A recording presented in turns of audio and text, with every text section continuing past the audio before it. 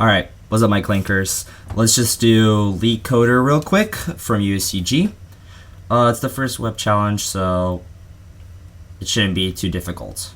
So let's read the description, 6 rounds of interviews, and you still have to do this. So let's start the instance. Let's take a look at what the web app looks like.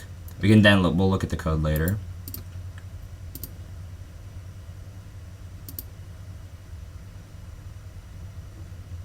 Alright, so opening up the web app, it just looks like a basic code tester. Well, let's run tests. Do we get anything? Alright, so we do get some results here. Interesting. Alrighty. So that means that we're getting and sending data back and forth. Let's take a look at the network requests, since we know that is happening.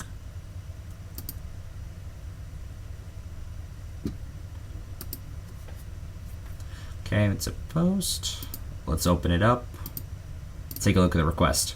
Alright, so our function is pretty much broken down into, well, /n/t, so tabs and new lines, which makes sense. And then there's also this option called debug, which is set to false, right? So we might want to set that to true, but let's take a look at the code first. Maybe we can do something about it. Alright, so there's 2 important files in the code, not in the code, in the zip file. So there's the app.py, which is the main web app itself, and then there's the main.py. We'll get to that later. Okay, let's go with the first step. The first file, app.py. Let's just take a look at it. First glance, it looks like a basic Flask app. However, OS is imported and subprocess is being running. So that means that there is a possibility of us running our own commands, right? Anything else important in the imports? No. Basic logging, we can skip that for now. I think we can just skip that permanently. Red template's fine. Here's the debug.false that we saw initially. So we'll take a look at what happens if we can set it to true. No code submitted. These are just basic error handling. Preparing the environment.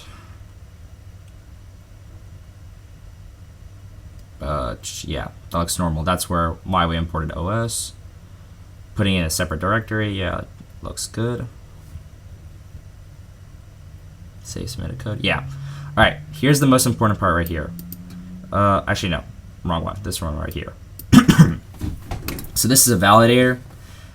Pretty much runs our code. And usually we want to be very secure with this, so we want to sandbox it as much as we can. That way we can't escape from it and do whatever the heck we want. So let's just take a look at this USCG LeetCode validator code. Maybe that'll tell us something interesting. Alright, right off the bat I see allowed nodes. There's ASTs. So ASTs are pretty much, well, to understand AST you gotta understand how Python works. Correct me if I'm wrong in the comments, but when you compile Python, well, you don't really compile, but when Python is being compiled before it becomes machine code, it gets split up into a tree, and then each of the nodes in that tree, well, the tree represents the entire file, and then each node is called an AST node. And this pretty much talks about what we can and cannot, what we can have, and then everything that's not it, we cannot have. So we have basic stuff, addition, subtraction, multiplication, division. Most important here is that I'm looking at subscript, which means that we can access things from a dictionary, which I think is going to come really useful and further on. Anything else? We have these safe functions, right? So these are the functions we are allowed to run. Top level domain, that means there can't be anything above it. So there can't be anything on like this. We can't have that. It has to be my func first. And then these are just telling us what we can't have. So we can't have imports. We can't have ASTs that are not in the what's this? Set probably. And yeah, and we can't have random function calls that are not to these safe functions.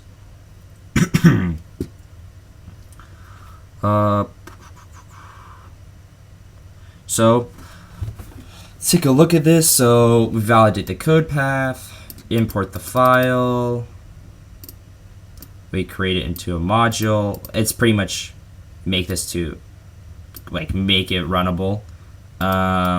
So it's modules, yeah, so it's pretty much make it into a module and then we execute that module, right?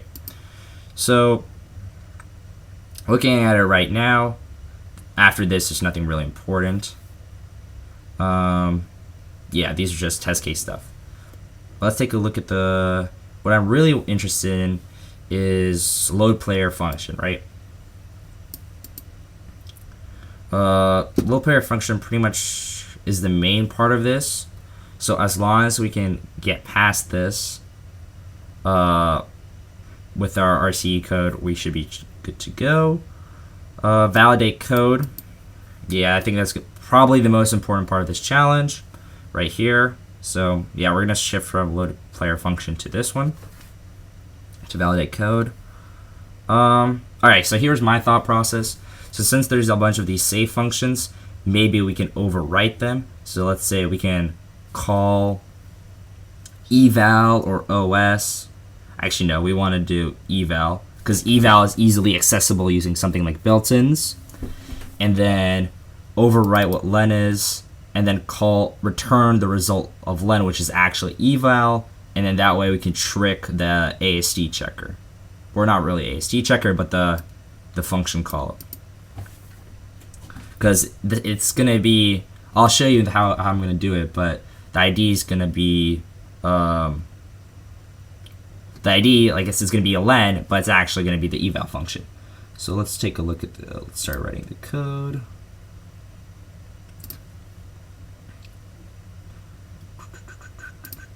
Okay. So this looks normal for now, but as I said, we can overwrite what len is, right? So we can built-ins. So let's just go over what I'm trying to say. Oh, I spelled built-ins wrong. So as I was saying, we can overwrite what lens is because we have a subscript AST, right? That's we have in the code, so that means we can access anything from a dictionary. So we pretty much made the eval function the len function. So the len is now acts as eval. Okay. Second thing, pretty much after this, we can do whatever we want because it's eval, and as we know, open eval is very dangerous. So let's just do it this way. We can import OS and system.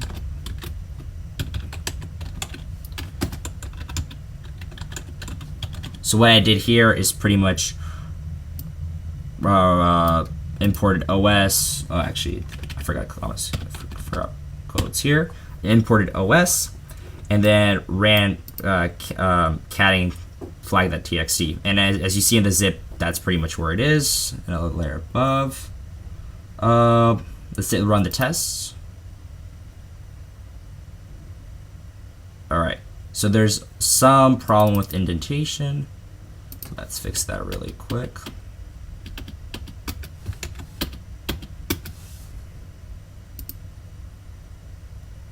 And there we go. That's how you get the answer. So that was the, what's it called? The L33tcoder solution. So if that helps you, try to look at the next video, which I'll be explaining on how to do Begomaniac. Alright, thanks for watching.